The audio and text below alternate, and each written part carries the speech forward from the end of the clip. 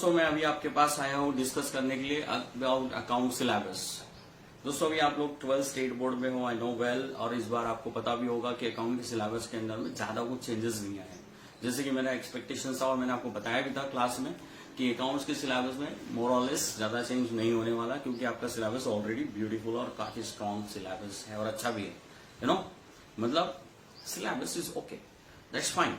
मतलब आपके जो सिलेबस जो है स्टेट बोर्ड का, जो सीबीएसई बोर्ड के साथ मैच करने की कोशिश करी गई है, और उस हिसाब से इन्होंने क्या कर दिया, तो आपके सिलेबस में से सिंगल एंट्री नाम का चैप्टर मूव ऑन कर दिया है, शिफ्ट कर दिया है 11th स्टैंडर्ड की ओर, राइट। मतलब इन्होंने नया एडिशन कुछ किया है, ऐसा कुछ खास नया एडिशन बिल्कुल भी नहीं है। पेपर पैटर्न में चेंजेस ला लिए है और सिलेबस ऑलमोस्ट एंड 99% वही है।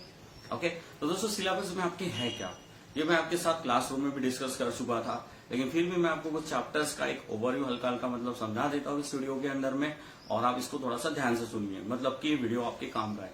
आप चाहे तो इस वीडियो को वायरल भी कर सकते हैं, अकाउंटिंग सिलेबस किसी अपने फ्रेंड्स को भी बता सकते हैं, फॉरवर्ड कर सकते हैं, नहीं करना है कोई इशू नहीं है, करना है बहुत अच्छी बात है।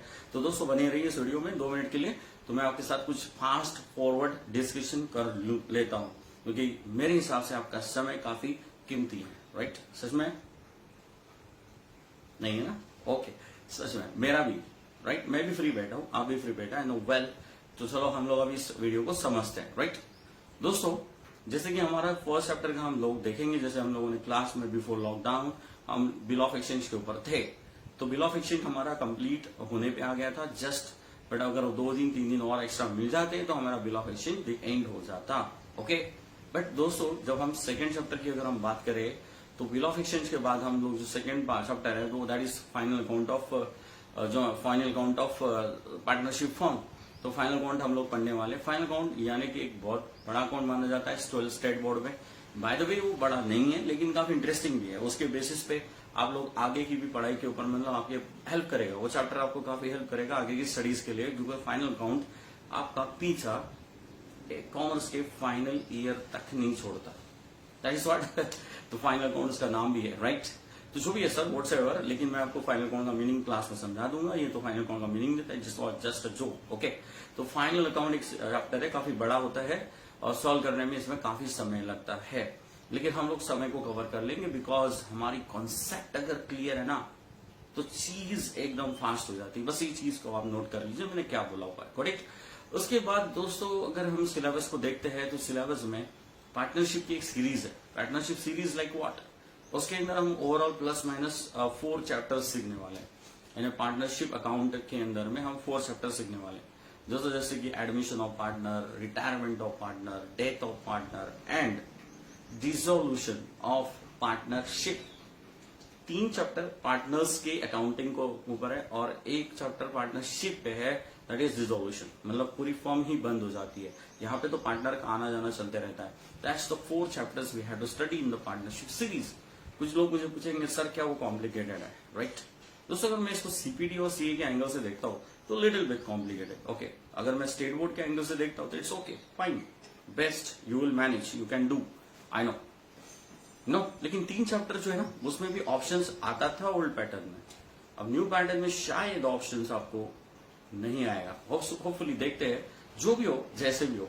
और कहीं ना कहीं आपका भी सीबीएसई पैटर्न जैसा पेपर डाइवर्ट हुआ है। मैंने 11th स्टैंडर्ड के पेपर्स देखे थे, तो वहां पे भी क्वेश्चन के जो मतलब चेंजेस क्वेश्चन के अंदर जो वेराइटीज थी, जिन्होंने नॉलेजेबल क्वेश्चन पूछे थे, कुछ 1 मार्क ट्रू फॉल्स को अच्छे से घुमा के पूछे थे, तो उस पैटर्न का जो होता है, वो पैटर्न जो होता है वो सीबीएसई सिलेबस के हिसाब से फीड है, और वो सीबीएसई सिलेबस का ही स्ट्रक्चर आपके स्टेट बोर्ड में कॉपी करने की कोशिश की गई है।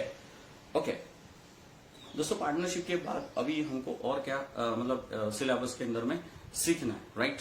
तो फाइनल अकाउंट हो गया आपका, एक बिल ऑफ एक्सचेंज हो गया आपका, एडमिशन पार्टनर हो गया, रिटायरमेंट ऑफ पार्टनर हो गया, डेथ ऑफ पार्टनर हो गया, और आपका एक हो गया डिसोल्यूशन। जो सिंगल एंट्री था वो तो वॉकआउट हो गया, वो तो आपकी इसमें अभी है ही नहीं। और एक last chapter final account of non profit organisation, जो एनपीओ के नाम से काफी फेमस है, एनपीओ।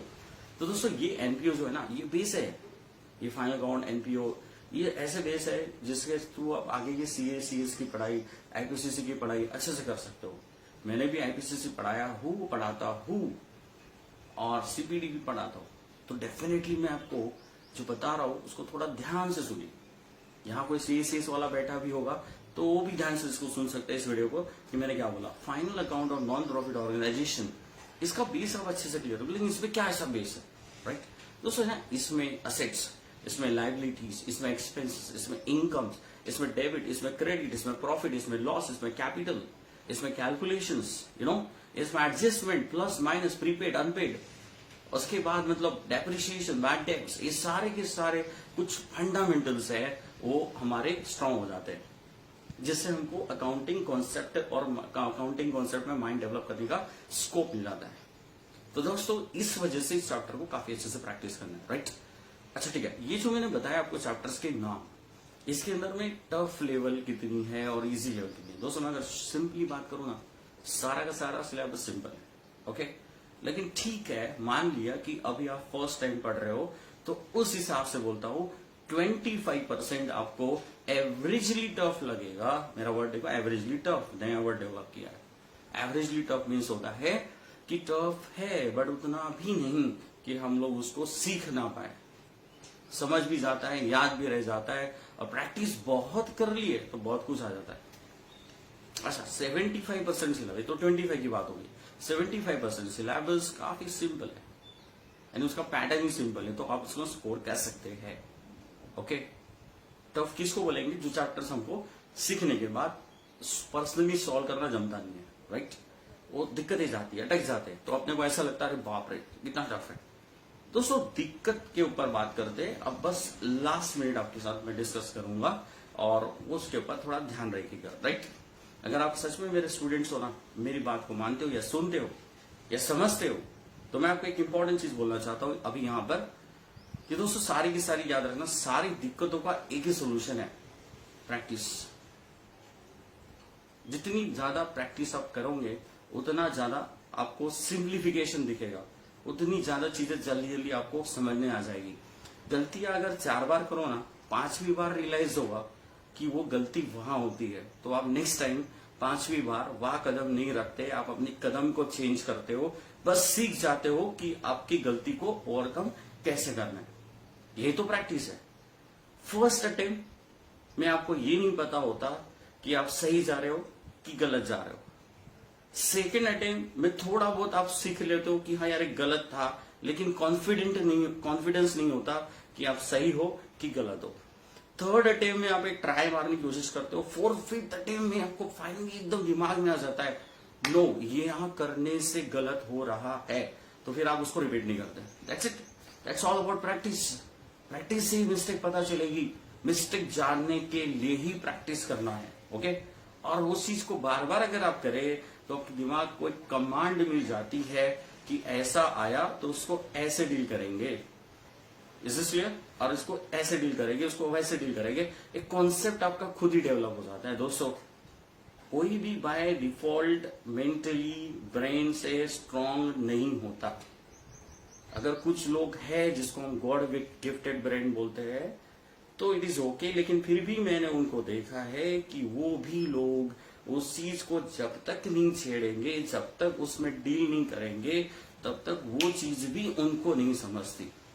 मेरे हिसाब से ब्रिलियंट बनने के लिए मेमोरी का डेवलप होना और बार बार चीजों को प्रैक्टिस करके देखना, बस दैट्स इट। और प्रैक्टिस कर लो, लिखने का भी डेवलपमेंट मतलब आपका हो जाएगा, मेमोराइज भी अच्छे से हो जाएगा, और आपकी मिस्टेक्स भी आपको पता चल जाएगी, और नेक्स्ट टाइम्स आप कॉन्फिडेंट, आपका कॉन्फिडेंस लेवल भी हाई हो जाता है प्रैक्टिस में। अच्छा ठीक है, प्रैक्टिस कितने क्वेश्चंस करते हैं, राइट? दोस्तों देखिए, डिपेंड करता है मेंटेलिटी और आपकी सोच पे। अगर मैं ऐसा बोलूं कि एक चैप्टर में हम 150 क्वेश्चन भी कर सकते हैं, तो बोलेंगे सर 150 क्वेश्चन करना चाहिए। यस, अगर आपके पास साल भर है तो 150, एग्जाम के सामने है तो 150 करना बेवकूफी है। वो तो मैं उसके लिए अलग से वीडियो बनाऊंगा, आपको मैं समझाऊंगा कि एग्जाम के बिफोर आपने 150 सॉल्व नहीं करने हैं, सबसे बड़ी बेवकूफी, वो मैं आपको बाद में बताऊंगा, ओके? लेकिन साल भर अगर आप है और आपके समय ही समय, तो प्रैक्टिस स्कोर के हिसाब से नहीं, परफेक्शन और एक्सपर्टीज के हिसाब से करना है। अगर एक्सपर्ट बनना है तो प्रैक्टिस करना है, दैट्स इट। और इसका कोई इंटेलिजेंट बनने का और दूसरा कोई फार्मूला नहीं है। चाहे तुम कितने भी बादाम खा लो, शंख पुष्पी पी लो, उसके बाद तुमको और जो कुछ करना है कर लो, but if you want to be strong, expert, intelligent, तो just do and do what, practice. So that's all दोस्तों, बस ये बोलना चाह रहा हूँ कि account is all about practice. तो चाहे कोई भी चीज आपको हार्ड लगती है, जिसको ज्यादा हार्ड लगती है उससे ज्यादा प्रैक्टिस करो, जिससे को कम हार्ड लग रही है उसको ठीक है थोड़ा बहुत करो, लेकिन प्रैक्टिस अवॉइड मत करो, चाहे वो कितने भी होशियार हो आप लोग, राइट। तो दोस्तों ओके, आई होप दैट कि आपको अकाउंट्स के बारे में मिलेगा, पेपर कैसे लिखना है, क्या करना है, ये सब मेरे यूट्यूब चैनल पे मेरे वीडियोस में है, आप उसको जाके देख सकते हैं। बस मेरा भी थोड़ा सा कंटेंट आपके सिलेबस के पॉइंट ऑफ व्यू से डिस्कस किया, और उम्मीद करता हूँ कि आपको ये वाला वीडियो भी अच्छे से समझ गया होगा, इसमें भी सारी चीजें आपको समझ गई होगी। अगर आपकी कोई रिक्वायरमेंट, अगर आपको कोई क्वेश्चन है तो डेफिनेटली आप मुझे कॉल कर सकते हैं, चैट बॉक्स में जाके मुझे पूछ सकते हैं, मैं उसका आंसर आपको दूंगा। Thank you very much.